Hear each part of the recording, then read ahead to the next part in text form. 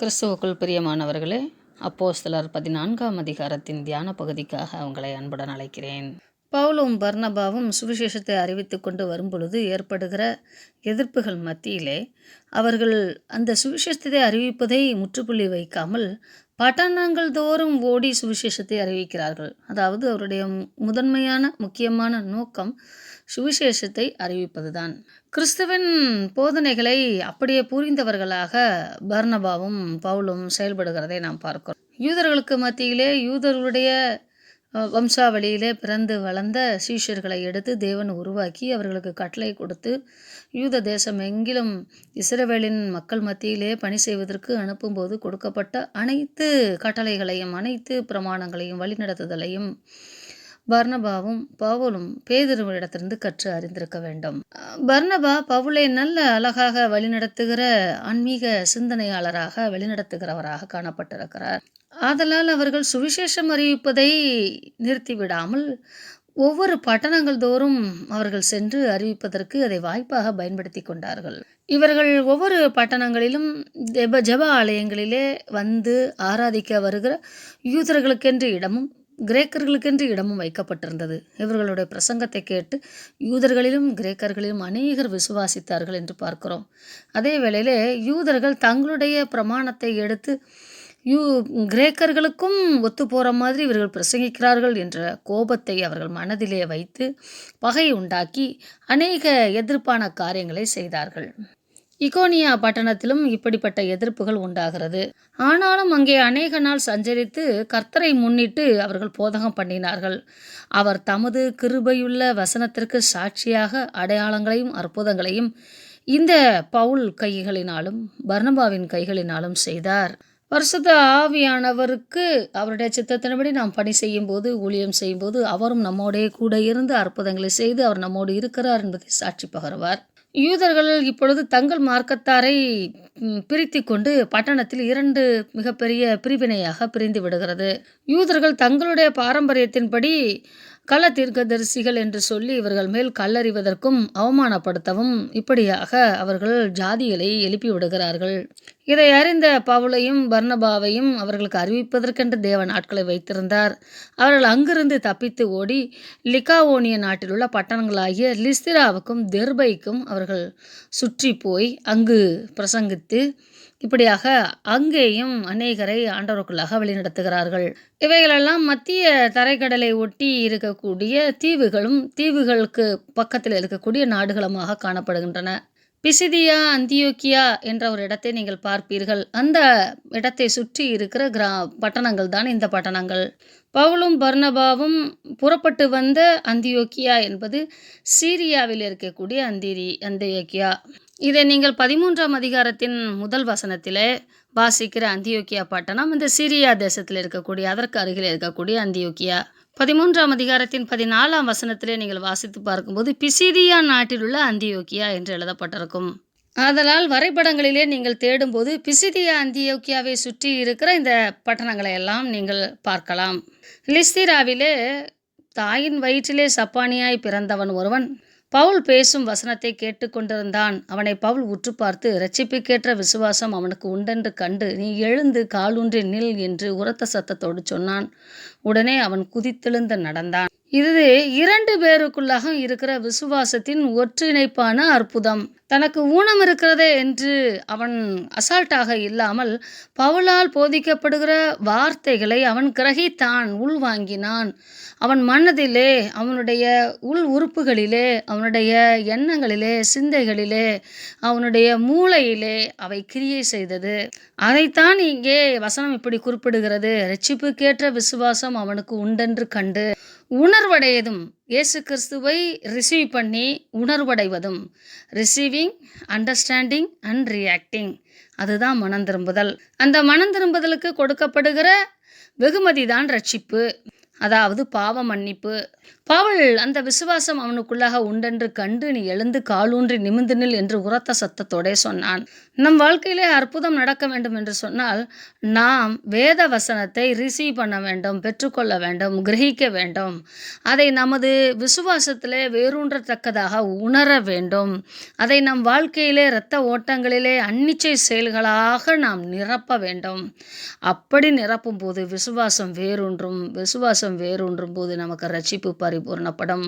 ஆதலால் சரீர உபாதைகள் எல்லாம் நீங்கி சுத்திகரிக்கப்படும். நாம் எப்பவுமே நமக்காக ஜெபிக்கிறவர்கள் மேலே நம்பிக்கையை வைத்திருப்போம். இல்லை, அவர்கள் போதிக்கிறவர்கள், அந்த போதனையின் மேல், அந்த வார்த்தையின் மேல், கிறிஸ்துவின் மேல் நம்பிக்கை வைக்க வேண்டும். இவனுக்குள்ளாக இப்படிப்பட்ட ஆழமான ரிசீவிங் கெப்பாசிட்டி, எதையும் கற்று அறிந்து பெற்றுக்கொள்ளக்கூடிய அந்த கெப்பாசிட்டி அவனுக்குள்ளாக இருந்ததனால் அவன் காலூன்றி நிமிர்ந்து நின்று தேவனை துதித்தான். பிசாசானவன் எப்பொழுதும் கண்ணும் கருத்துமாக இருப்பான். அவன் தேவனுடைய ராஜ்யத்தின் கட்டுமானம், வளர்ச்சி அவைகளுக்கு இடையராகவே செய்வான். அதை எப்பொழுதும் நாம் செய்கிற வல்லமையான காரியங்களை பயன்படுத்தியே செய்வான். ஒருவேளை போதிக்கிறவர்களாக இருக்கலாம், அல்லது அற்புதம் செய்கிறவர்களாக இருக்கலாம், அல்லது பகிர்ந்து கொடுக்கிறவர்களாக இருக்கலாம். யாராகிலும் தேவனுடைய ராஜ்யத்திற்கென்று வைராக்கியமாய் செயல்படும் போது பிசாசு அவர்களை திசை திருப்புவதற்கு சோதிக்க வருவான். ஆனால் பவுலும் பர்னபாவும் அந்த சோதனையிலிருந்து தப்பித்து வேதனைப்பட்டாலும் அடிபட்டாலும் அவர்களை தப்பித்து அந்த நோக்கத்தை தவறவிடாமல் தங்களை பாதுகாத்து கொண்டார்கள். அப்படித்தான் இங்கே லிஸ்திராவிலே லிக்கோனியா என்ற பாஷை பேசுகிறவர்களாக இருக்கிறார்கள். அவர்கள் பவுலையும் பர்னபாவையும் பார்த்து, நம் மத்தியிலே தேவர்கள் மனுஷ ரூபம் எடுத்து நம்மிடத்தில் இறங்கி வந்திருக்கிறார்கள் என்று சொல்லி பர்னபாவை அந்த லிக்கோனியா பாஷையிலே ஜூபித்தர் என்றும், பவுலை அவன் பிரசங்கத்தை நடத்தினபடியால் அவனை மெர்க்குரி என்றும் சொன்னார்கள். பவுலுக்கும் பர்னபாவுக்கும் இந்த லிக்கோனியா பாஷையிலே பேசிக்கொண்டிருந்தபடினாலே அவர்கள் புரியாமல் திகைத்து நிற்கிறார்கள். அப்பொழுது பட்டணத்துக்கு முன்னே இருந்த ஜூபித்தருடைய கோவிலின் பூசாரி எருதுகளையும் பூமாலைகளையும் வாசலண்டையிலே கொண்டு வந்து ஜனங்களோட கூட அவர்களுக்கு பலியிட மனதாயிருந்தான். இப்பொழுதுதான் பவுலுக்கு புரிகிறது, பர்னபாவுக்கும் புரிகிறது. அப்பொழுது அவர்கள் கேட்ட பொழுது என்று ஒரு வார்த்தை சொல்லப்பட்டிருக்கிறது. விசாரிக்கிறார்கள் என்ன நடக்கிறது என்று. அவர்கள் சொல்லி முடித்து அவர்களுக்கு கேள்வி ஆனவுடனே தங்கள் வஸ்திரங்களை கிழித்து கொண்டு கூட்டத்துக்குள்ளே ஓடி உரத்த சத்தமாய், மனுஷரே, ஏன் இப்படி செய்கிறீர்கள்? நாங்களும் உங்களைப் போல பாடுள்ள மனுஷர்கள்தான். அந்த தருணத்தை அழகாக பயன்படுத்தி, நாங்கள் ஆராதிக்கிற தேவன், உங்கள் மத்தியில் பிரசங்கிக்க தேவன் எப்படிப்பட்டவர் தெரியுமா என்று சொல்லி அப்பொழுதும் தேவனைத்தான் அவர்கள் விளக்கப்படுத்துகிறார்கள். நாங்கள் உங்களுக்கு பிரசங்கிக்கிற தேவன் வானத்தையும் பூமியையும் சமுத்திரத்தையும் அவைகளுள்ள யாவற்றையும் உண்டாக்கின ஜீவனுள்ள தேவனிடத்திற்கு திரும்ப வேண்டும். இந்த பொல்லாத விக்கிரகங்களை விட்டு, வீணான தேவர்களை விட்டு நீங்கள் திருந்த வேண்டும், மனம் திரும்ப வேண்டும் என்று பிரசங்கிக்கிறோம். மனிதர்கள் கீழ்ப்படியாமையினாலே தேவனை விட்டு தூரம் போய் வழி தப்பி போனார்கள். ஆனால் அவர்கள் புரிந்து கொள்ள மனமில்லாதவர்களாய் இருக்கிறார்களே என்று சொல்லி தேவன் அவர்கள் வழியிலே விட்டிருந்தார். ஒரு காலம் வரும், நான் யார் என்பதை அவர்களுக்கு உணர்த்துவேன் என்று காத்திருந்தார். அவர் நமக்கு காலாகாலங்களில் நன்மை செய்து வந்தார். வானத்திலிருந்து மலைகளையும் செழிப்புள்ள காலங்களையும் நமக்கு தந்து ஆகாரத்தினாலும் சந்தோஷத்தினாலும் நம்முடைய இருதயத்தை நிரப்பி இவ்விதமாய் அவர் நம்மை குறித்து சாட்சி விளங்க பண்ணாதிருந்ததில்லை என்று சொல்லப்பட்டிருக்கிறது. அதாவது இந்த சைக்கிள், பூமியினுடைய செழிப்பு, மழை பெய்வதும் விளைச்சல் உண்டாகக்கூடிய இந்த சைக்கிள் தானாய் நடப்பதல்ல. மனிதன் அதை ஸ்டிமுலேட் பண்ணவும் இல்லை. அது நடக்கிறது என்றால் தேவன் நமக்காக செய்து கொண்டிருக்கிறார் என்று சொல்லி அந்த இயற்கையின் சுழற்சியை இங்கே பவுல் எடுத்துக்காட்டி சொல்லுகிறார். நம்மை காட்டிலும் மேலான சக்தி ஒன்று உண்டு. அந்த சக்தியைத்தான் அவங்களுக்கு நாம் போதிக்கிறோம். நாம் இந்த விக்கிரகத்தை உண்டாக்கி நாம் பலியிட்டு வழியிட தேவையில்லை. நமக்காக தேவனே இந்த சுழற்சியை செய்கிறார் என்று அவர்கள் போதித்து பார்க்கிறார்கள். ஆனாலும் குருட்டாட்ட பிடித்திருந்த அவர்களை கண்ட்ரோல் பண்ணுவது பவுலுக்கும் பர்னபாவுக்கும் இயலாத காரியமாய் இருந்தது.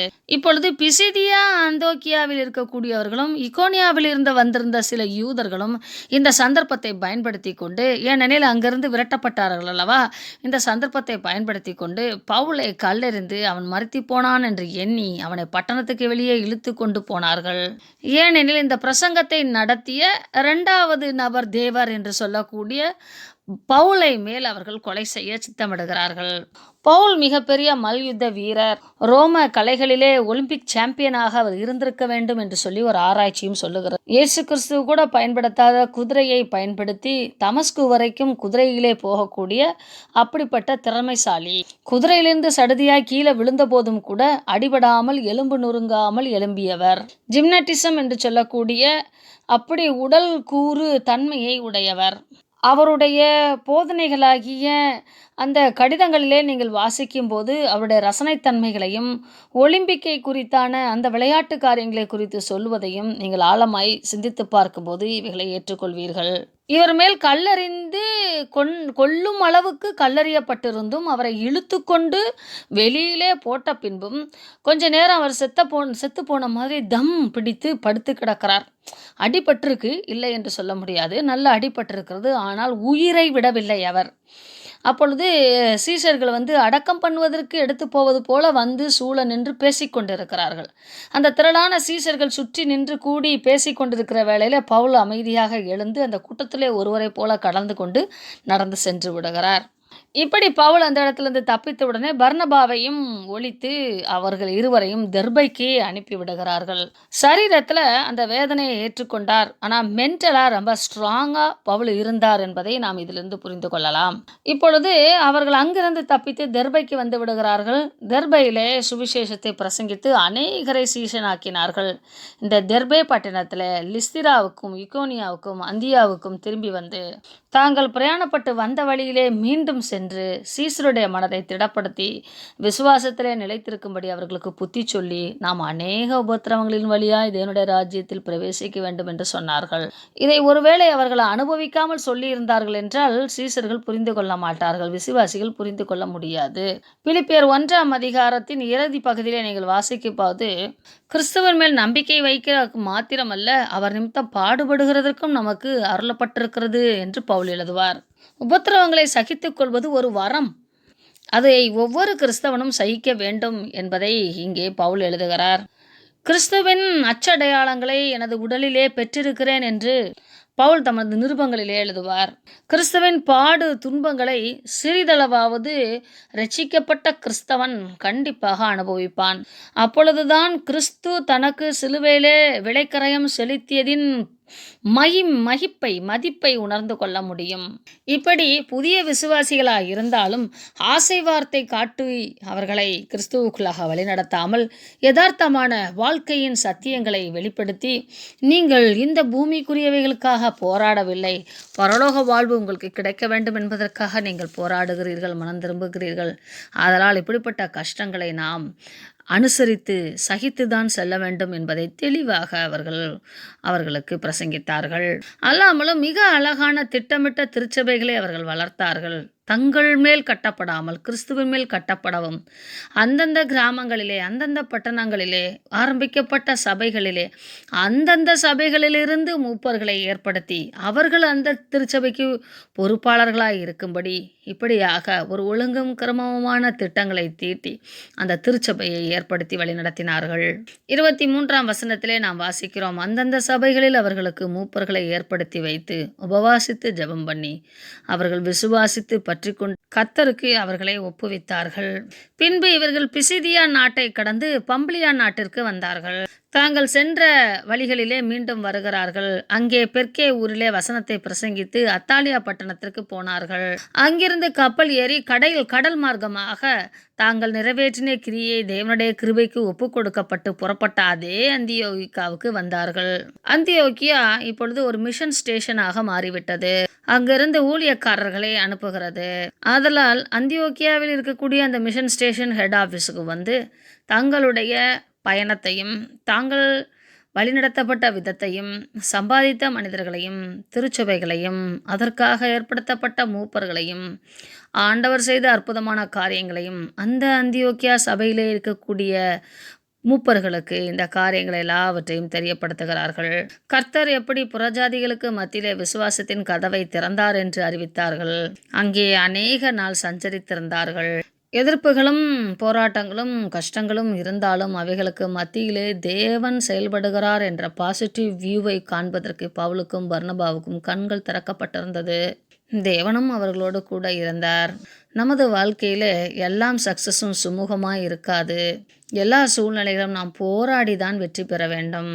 ஆனால் அந்த போராட்டம் கிறிஸ்துவனுடனே கூட இருக்குமானால், கிறிஸ்துவுக்காக இருக்குமானால், அவருடைய ராஜ்யம் கட்டுவதற்காக இருக்குமானால், அதில் அலாதி சமாதானமும் சந்தோஷமும் உண்டாகும். அப்படித்தான் பவுலும் பர்னாபாவும் சிரியாவின் அந்தியோக்கில் இருந்து அனுப்பப்பட்ட அந்த காரியங்களை நிறைவேற்றிவிட்டு சந்தோஷமாய் வந்து திரும்பி அவைகளை குறித்து அவர்கள் பகிர்ந்து கொண்டார்கள்.